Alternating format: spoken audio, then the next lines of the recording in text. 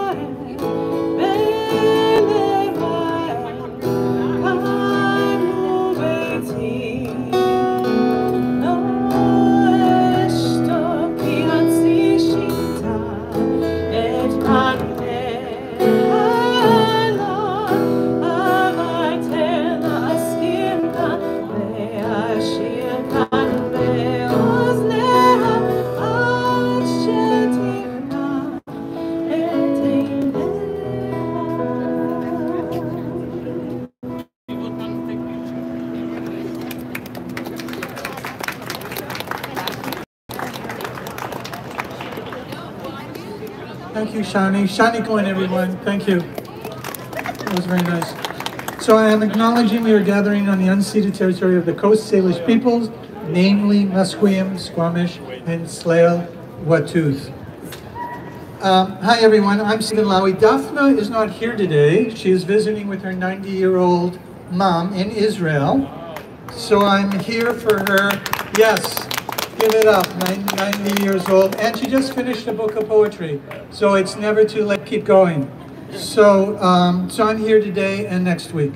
Also, today there will not be a march, and we will not be chanting after the rally. However, we'll try something new for those interested, and I'll explain what that is after the speakers.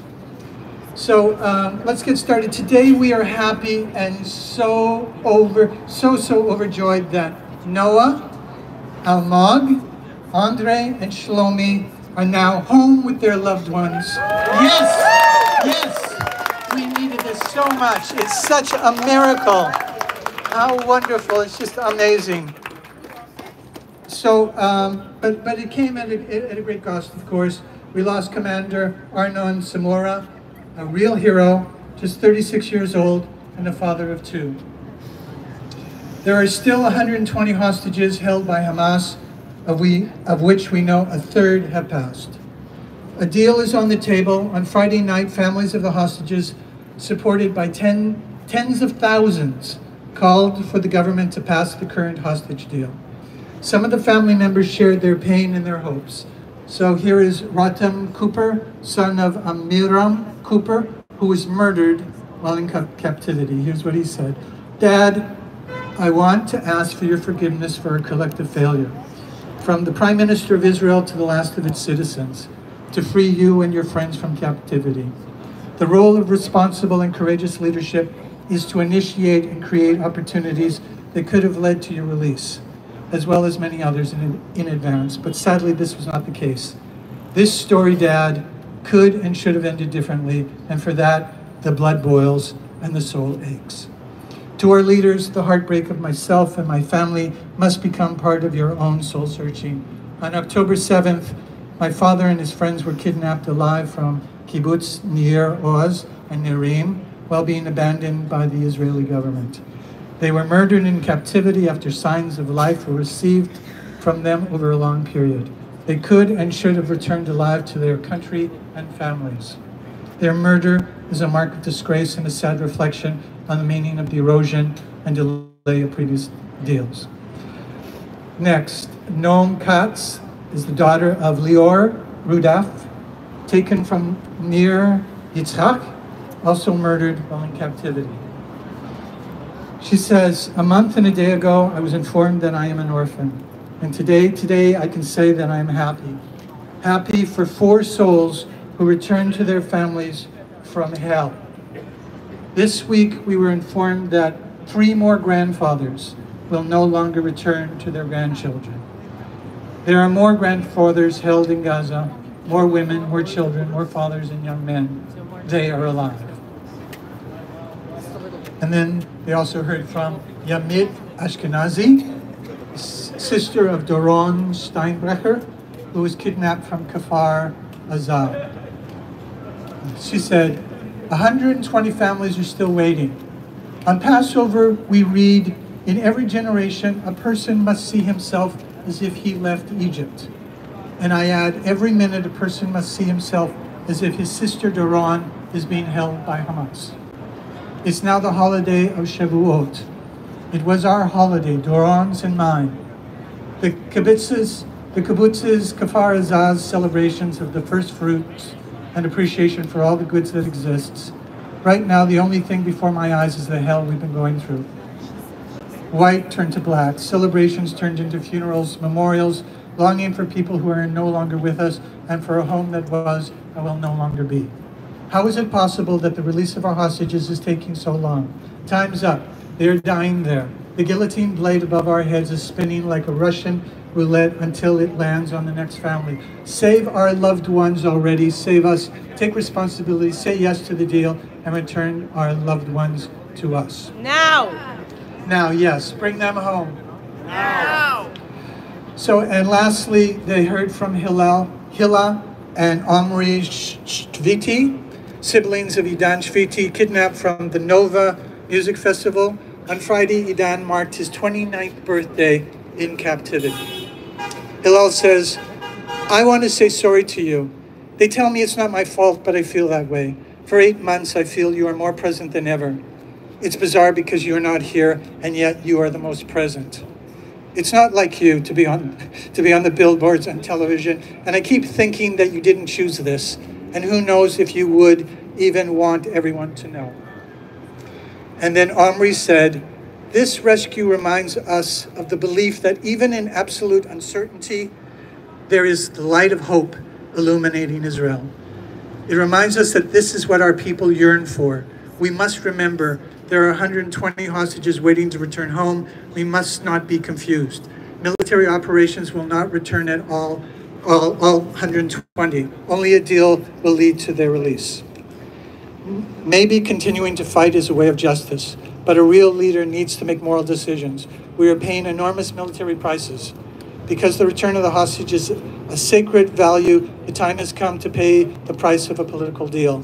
One deal that will bring everyone back without risking soldiers. So those were the words of the family members of the hostages that are still in Gaza. We now have 3 speakers, and I'd like to introduce the first. Ilana Binnenbaum is a dedicated advocate for community support. For 6 years, she has been integral to Mama Tefet, a charity aiding Israeli mothers and women in the Lower Mainland. As a director, she helps provide a second home for over 600 members, offering friendship and advice.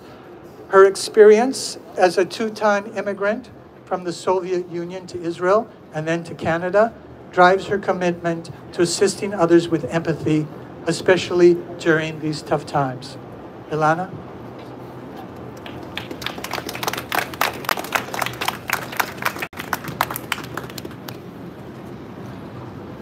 Can you hear me? Okay.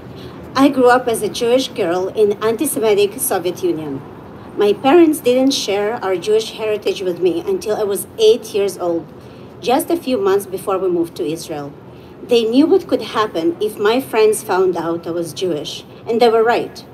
The moment I shared with my friends that their treatment of me changed drastically. I was no longer their friend. I was a Jew, a foreigner. When I arrived in Israel, I felt a foreigner once again. It wasn't until I joined the IDF that I began to understand Israelis better and work alongside them, forming bonds and finding a sense of belonging. And then, moving to Canada, I was a foreigner once more. It took a long time to find my people and feel at home. The hardest part of my journey has been being judged not for who I am, but for my ancestry. In the Soviet Union, I was the Jew. In Israel, I was the Russian. In Vancouver, for the first time in my life, I wasn't tagged by my background. I was simply Ilana. I remember the relief of not being asked where I came from to determine how to frame me. During this period, I made a commitment to never judge a person by their family history, but only by their character.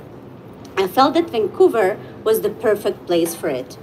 With this in mind, I have lived in downtown Vancouver for the past 13 years and have chosen to send my children to public schools that celebrate multiculturalism and tolerance.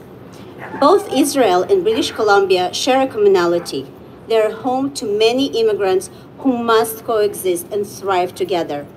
In Judaism, the phrase "Ve'afta l'reacha kamocha," love your neighbor as yourself, is a key value, a mitzvah that we follow delightfully. We help each other and we help others within our communities and globally through our activism, kindness, and rescue efforts. British Columbia is recognized as the most culturally diverse province in Canada. This diversity is one of our greatest strengths, as long as our communities and multiple cultures uphold basic common values. I know these times are challenging, and it seems like tolerance is being tested. It is hard and painful, but I believe that most people remain true to these principles while being respectful of others. Even when it's difficult, I force myself to smile at people, greet them, and help everyone I know. I know that kindness is contagious, and tolerance is contagious. This is the only way to improve our surroundings. As a Jews, we know a lot about tolerance and acceptance. We've honed this through endless debates among ourselves. 2 Jews, 3 opinions. Who hasn't heard this expression? Judaism not only respects debate, it places it at the heart of our culture. The Torah is filled with debates. Abraham debates with God. Moses argues with his cousin. King David is confronted by his closest advisor. The Talmud is filled with debate, coining the expression, Machloket l'shem shamayim, an argument for the sake of heaven, a key tenet of Jewish thinking. Let's look inward and remember our roots, our tradition, and our mitzvot. Let us show the world that the Jewish nation remains true to its origins, embracing acceptance, tolerance, kindness, and wisdom, while staying resilient, strong, and result during challenging times. And today, let's allow ourselves a moment of celebration to mark the return of 4 of our hostages, thanks to the heroic efforts and sacrifices of the IDF. We pray for the safe return of our remaining hostages. Bring them home.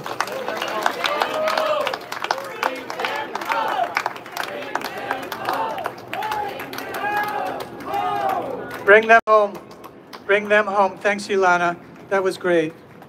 Okay, our next speaker is someone who's been with us almost every single, I think he hasn't missed a week since October 7th.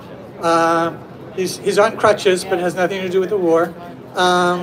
So I'd like to introduce Ari Ansel. He's a local recording artist and composer.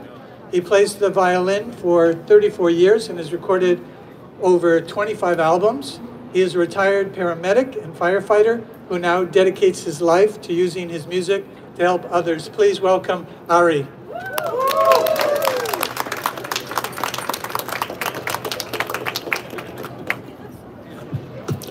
Shalom, my family, and the friends of all the family. I'm honored to be speaking here today, and if Daphne was here, I'd be saying thank you, Daphne, for asking me. Today, the theme that we're going for today is tolerance, and I want to speak a little bit on that. In the past 8 months, our community has faced some difficult and trying times. The tragic events on October 7th and the kidnapping of our loved ones has left us with the feeling of sadness, grief, and even anger. Since then, we have watched the world around us quickly give in to the misinformation and propaganda that has fueled the rise in anti-Semitism, hatred, and intimidation.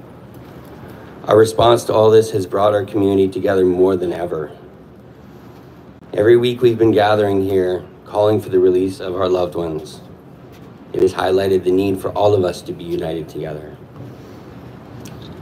Since October 7th, I found myself in need of community, in need of connection again. Having many friends turning their backs to me and start sharing and spreading the hateful rhetoric against Jews. None of them have even once attempted to hear what I have to say or what my opinions are. And they've just assumed that automatically they label me as a Zionist who supports the false narrative of a false genocide. It became an instant intolerance. With today's theme being tolerance, I want to speak to a couple of points in this regard. When I was asked to talk today, I did a little reading up on the word itself, tolerance, and I found some insightful ideas surrounding that. And there's a couple of definitions I came across. Tolerance, the ability or willingness to tolerate something, in particular the existence of opinions or behavior that do not necessarily we agree with. As a community through a history, we've always shown great strength by coming together and by being united. We come from many walks of life and experiences and backgrounds. And I don't think I have to tell anyone here that we all have a few different opinions amongst ourselves. Like you said before, you have 5 of us in a room and there's about 7 different opinions. But this diversity is what makes our community beautiful and rich. And the second definition I found interesting of tolerance was the capacity to endure continued subjection to something, be it pain, stress, or environmental conditions that are hostile without adverse reaction. We all know that to endure something requires strength, and sometimes we feel like we don't always have enough to keep pushing on. We gather strength from others and from each other. 2 Shabbats ago, we finished the book of Vayikra, and we said the familiar phrase, Chazak, Chazak, V'niv Chazek. I've seen a couple of interesting translations of this to English, and one being the be strong, and may we be strengthened. Another one that resonates with me is be strong, and may we strengthen each other. This resonated with me in regards to tolerance. How can we continue to endure without strength? How can we provide strength for each other without being just a little tolerant and extending a little understanding to each other? It's not about which political party you support or vote for. It's about us as a people supporting each other as a family. Overall, we desire for this whole situation to be fixed somehow. And I don't think anyone has the perfect answers or solutions. But I know we need to fight together and not each other. We are all hurting right now, and we need each other. The world wants us to be divided because when we are united, we can be unstoppable. Again, when we are united, we can be unstoppable. We will get through this, and we'll bring our people home. Bring them home. And Am Yisrael Chai. Thank you.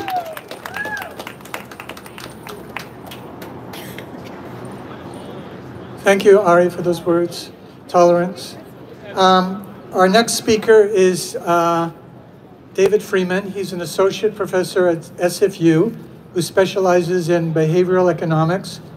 He has been an outspoken advocate against anti-Semitism and BDS among faculty. Please welcome David, everyone.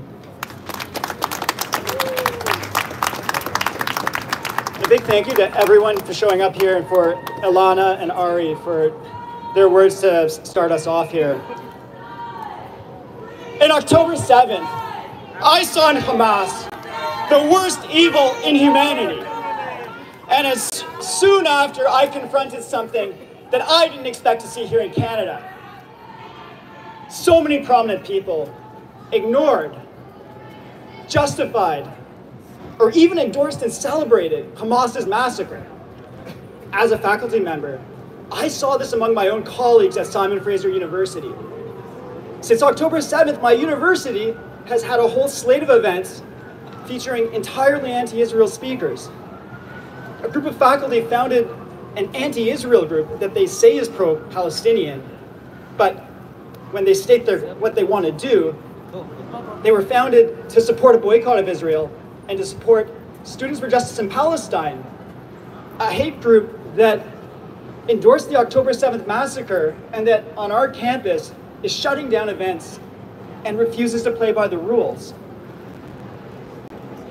In our faculty discussions leading up to the BDS vote that they put forward, they absolutely refused to even acknowledge the October 7th massacre. They refused to even acknowledge the existence of Hamas.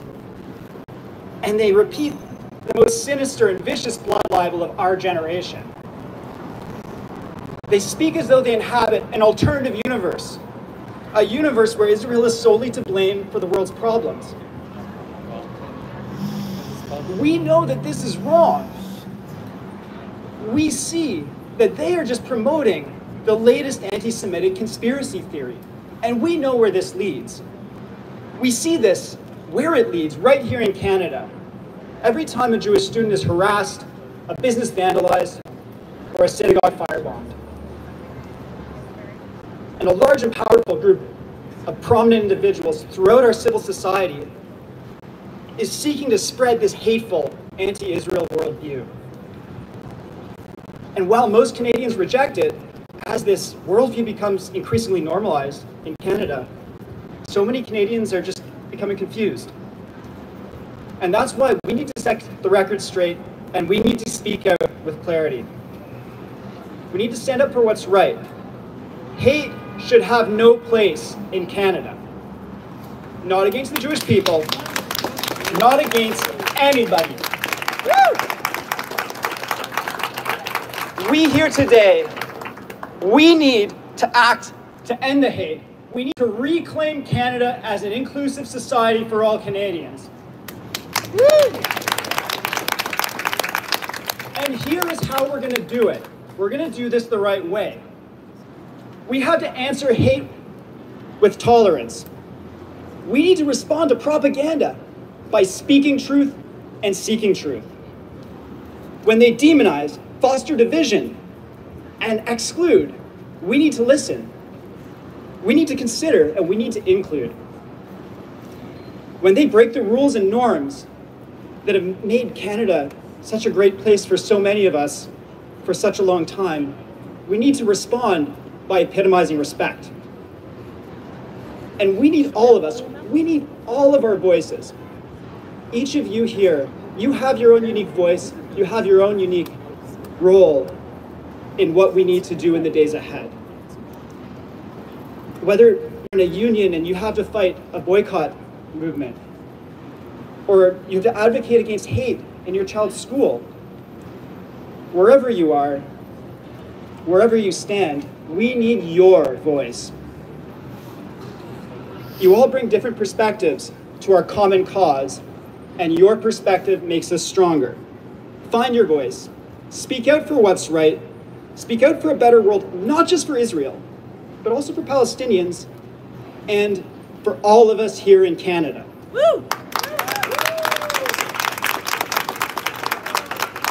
When we cry out to release the hostages, as we have on so many of these Sundays, we show all Canadians that we recognize and we reject evil, and we stand for hope, and that we demand a world and a Canada where evil and hate will not reign. Thank you.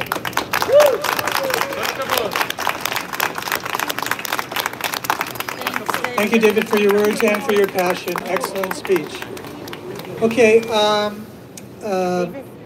we were supposed to have a rabbi. He's on his way, but I did prepare something. I've always wanted to be a rabbi. Oh, he's arrived.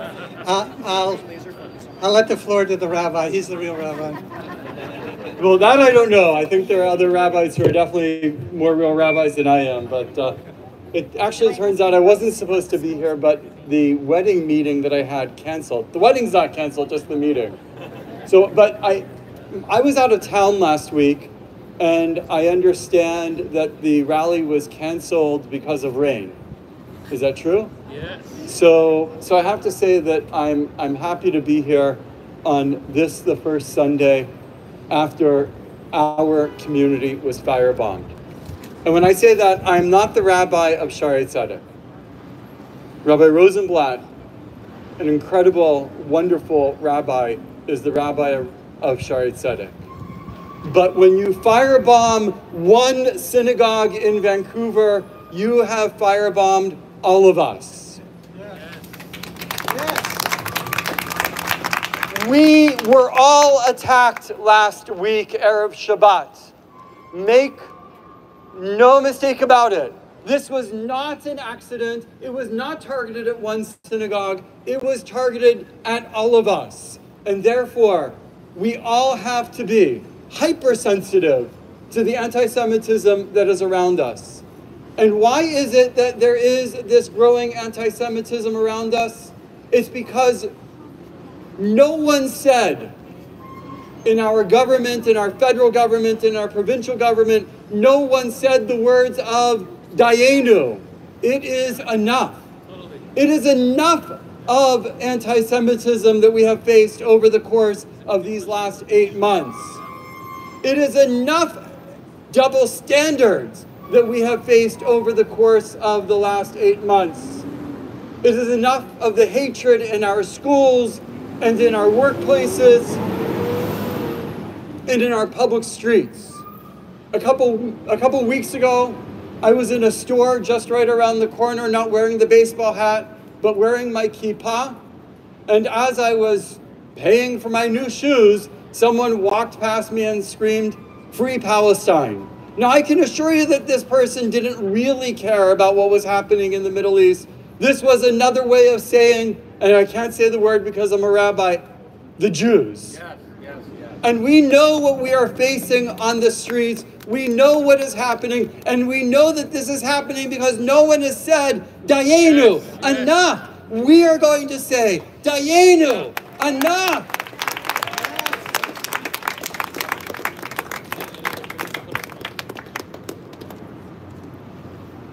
We are in the midst of what is known as the counting of the Omer, the counting of the days between Passover and Shavuot.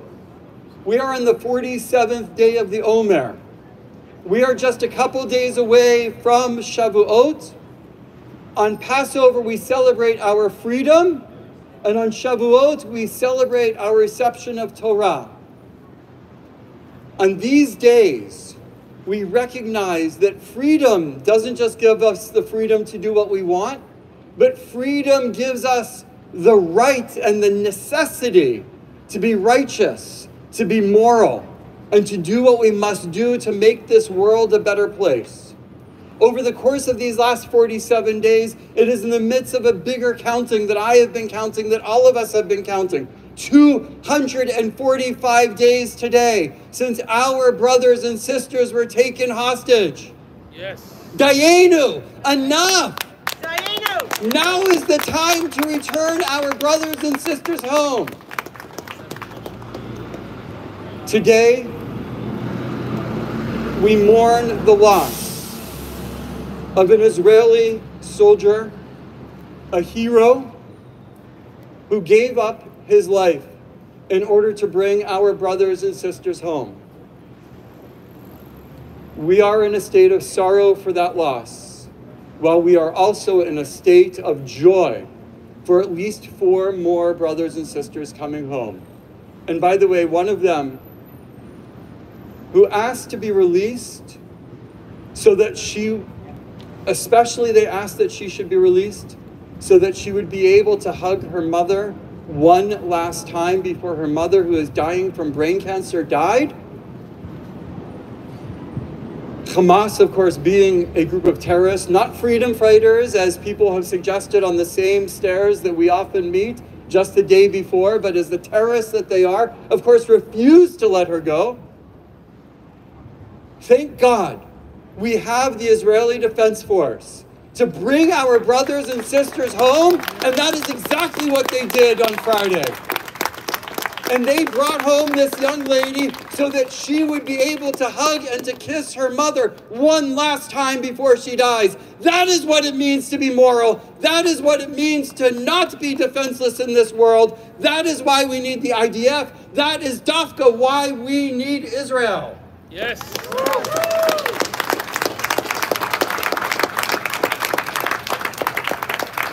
By the way, I will tell you a couple years ago, I was in Israel with my daughter, my wife, my daughter.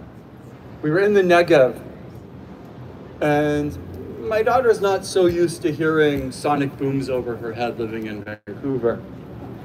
And we're there actually at the Dead Sea, and an IDF plane flies over. The sonic boom, my daughter became very frightened, and I said to her, Naomi, don't be frightened about that plane. You should be frightened if that plane did not exist. And then I went on to explain to her that, of course, the people for whom she was named, my mother, my father, who survived the Holocaust, they survived the Holocaust. The Holocaust happened because that plane was not there, because the IDF was not there to protect us. Today, we have to say, thank God we are protected. Thank God we are strong, we are not weak. But that does not mean that we as a Jewish people are not susceptible to anti-Semitism, that we are not susceptible to double standards. We are not susceptible to what has been going on the streets, even here in Vancouver. Today is the day. Now is the time for us to say Dayenu. Now is the time for all of this to end, for the double standards, for the anti-Semitism, and for our brothers and sisters to finally, 100% of them, all of them, not just the 4 who were rescued yesterday, but all of them to come home. Amen. I want to mention one last thing.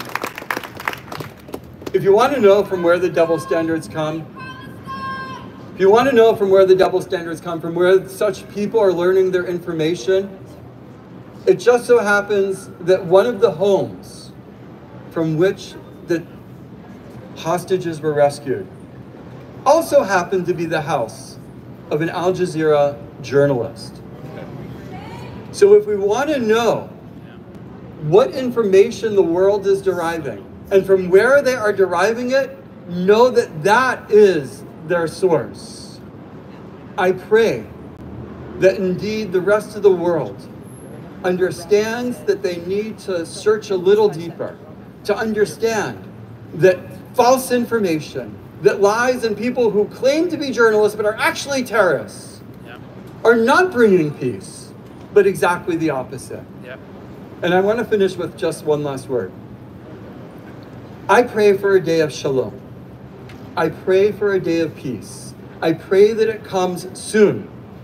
And I pray that at the other rallies, not our rallies, but the other rallies, that when people are screaming, when people are speaking, they're not calling for the end of Israel.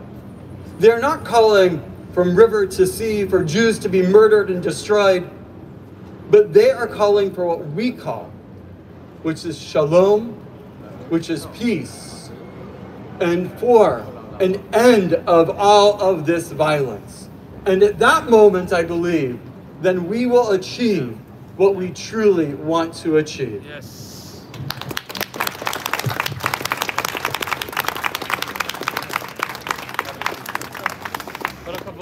Well, some great words, well worth waiting for. Thank you, Rabbi. Thank you for your leadership. Thank you for your passion. Now, I wasn't sure that the rabbi was going to be here. I did say, I've been a stand-in for Daphne. I thought I would have to be a stand-in for the rabbi. So, and I've always wanted to be a rabbi, and I said, okay, this is my chance. So this week's parasha is from Fiddler on the Roof. I think most of you are familiar with Fiddler on the Roof. I hope the young people will forgive me if they're not. But you remember in Tevye's monologue, this passage. Here in our small village of Anatevka, among ourselves, we've always gotten along perfectly well. Of course, there was a time when he sold him a horse and delivered a mule. But that's all settled now. Now we live in simple peace and harmony. Now you remember, of course, we all know what happened next. The whole place erupted in an argument between those who believe it was a horse and those who believed it was a mule. And we call that tradition. Now let's update the story and then you'll see my point. Here in our little village of the WhatsApp group called Bring Them Home, we've always gotten along perfectly well. Of course, there was a time when some wanted to turn right, while others wanted to turn left. But that's all settled now. Now we live in simple peace and harmony.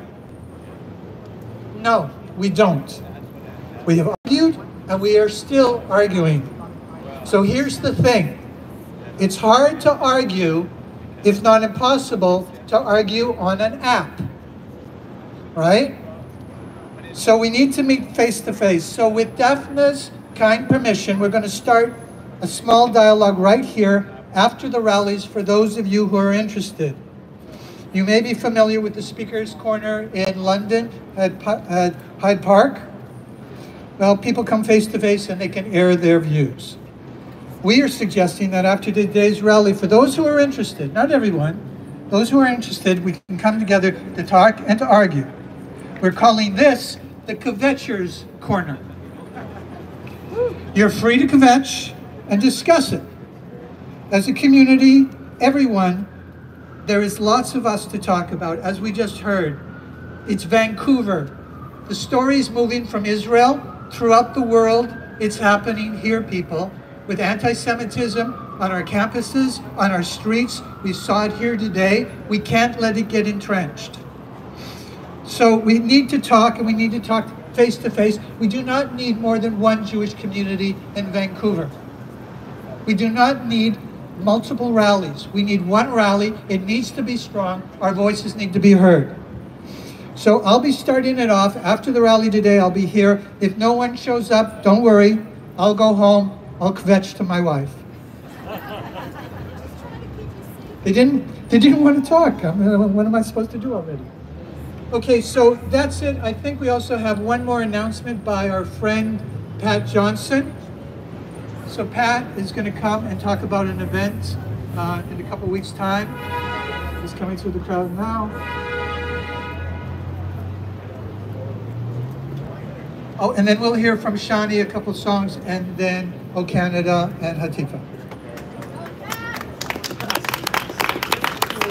Thank you, Stephen, for giving me 1 minute. I'll be here speaking next week, but I just wanted to extend an invitation I'm director of Upstanders Canada, and that's an organization that aims to mobilize primarily non-Jewish Canadians to stand against anti-Semitism and anti-Zionism.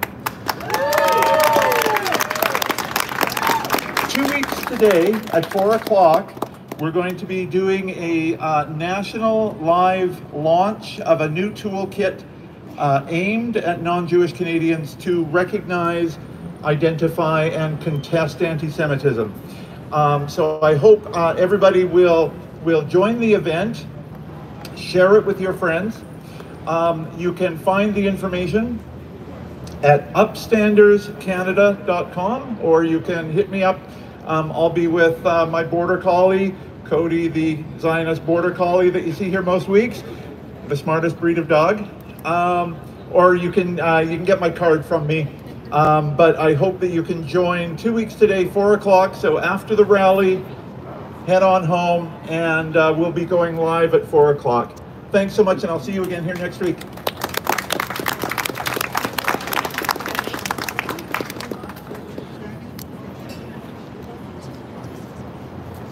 Here?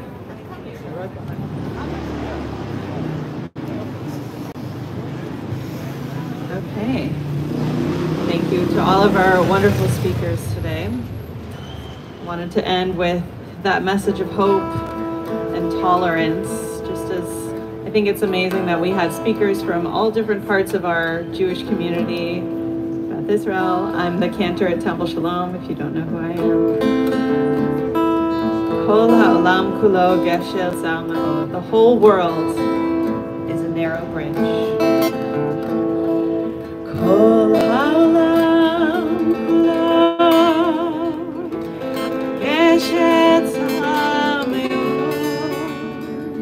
Geshel zalma. Geshel zalma.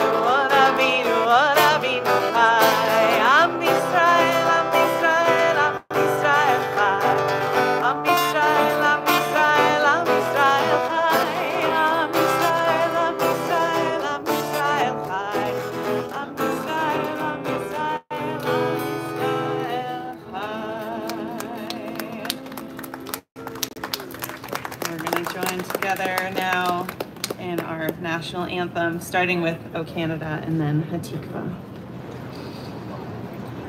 O Canada, our home and native land, true hatred, love, in all of us commend.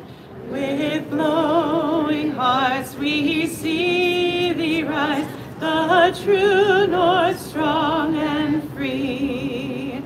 From far and wide, O Canada, we stand on guard for thee.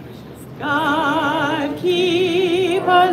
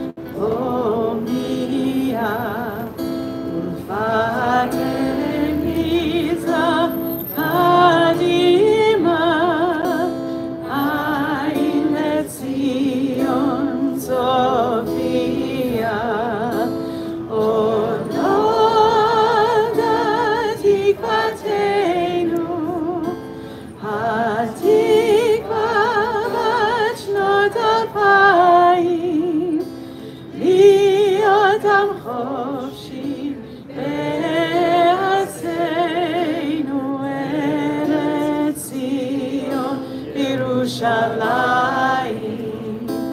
להיות עם חופשי בארצנו, ארץ ציון ירושלים.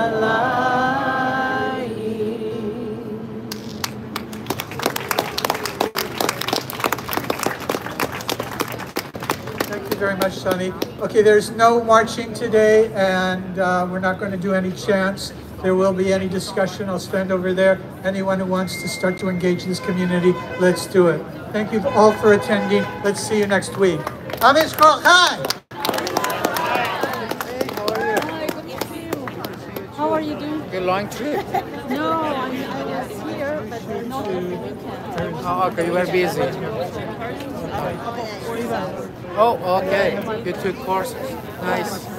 Like on the water, so it's not. Underwater?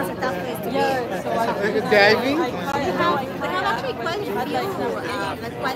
Oh, nice. Very nice. Nobody can do that. That's really good. That's really good. It's kind of hard sport. Nice. I thought you moved to Israel. Hey man, how's it going? Italian?